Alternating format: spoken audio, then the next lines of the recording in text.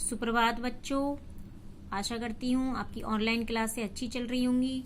अब तक मैंने आपको सप्तमा पाठा तक पढ़ाया है, तो सप्तमा पाठा तक आपको सारे पाठ समझ में आ गए होंगे। आज मैं आपको अष्टमा पाठा पढ़ा रही हूँ, जिसका नाम है सूक्ति स्तवकः। सूक्ति का अर्थ होता है पद और स्तवक का अर्थ होता है गुच्छा, यानी अच्छे पदों का गुच्छा। सूक्ति स्तवकः अर्थात अच्छे कथनों का समूह। तो शुरू करते हैं। पहला श्लोक है, उद्यमेन सिद्ध्यन्ति कार्याणि न मनोरथै न हि सुप्तस्य सिंहस्य प्रविशन्ति मुखे मृगः। अर्थात उद्यमेन यानी परिश्रम करने से, ही निश्चय ही, सिद्ध्यन्ति सफल होते हैं, सिद्ध होते हैं, कार्याणि कार्य, न यानी नहीं, मनोरथै मन की इच्छा से। अर्थात निश्चित रूप से परिश्रम करने से ही कार्य सिद्ध होते हैं, मन की इच्छाओं से नहीं। हम कोई भी कार्य करेंगे, जब तक हम परिश्रम नहीं करेंगे, मेहनत नहीं करेंगे, तब तक वह कार्य अपने आप नहीं होगा।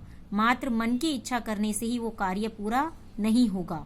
उसी प्रकार जैसे कि न ही सुप्तस्य सिंहस्य प्रविशन्ति मुखे मृगः, न यानी नहीं, ही यानी निश्चय ही, सुप्तस्य सोते हुए के, सिंहस्य शेर के, प्रविशन्ति प्रवेश करते हैं, मुखे यानी मुख में, मृगः यानी मृग हिरण।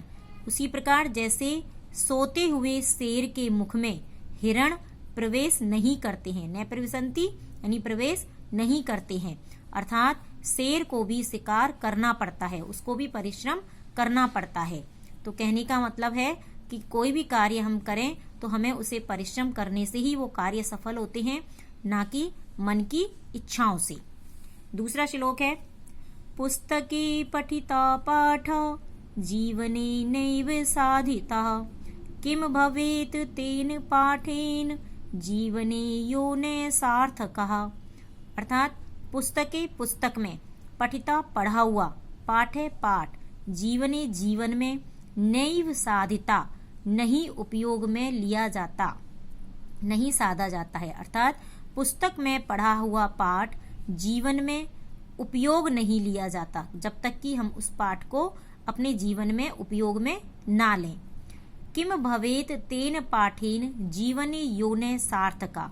उस पाठ को जीवन में जब तक उसका कोई सार्थक उपयोग नहीं होगा, उसका कोई अर्थ नहीं लगेगा, उस पाठ से क्या हो, अर्थात उस पाठ को पढ़ने से क्या प्रयोजन है।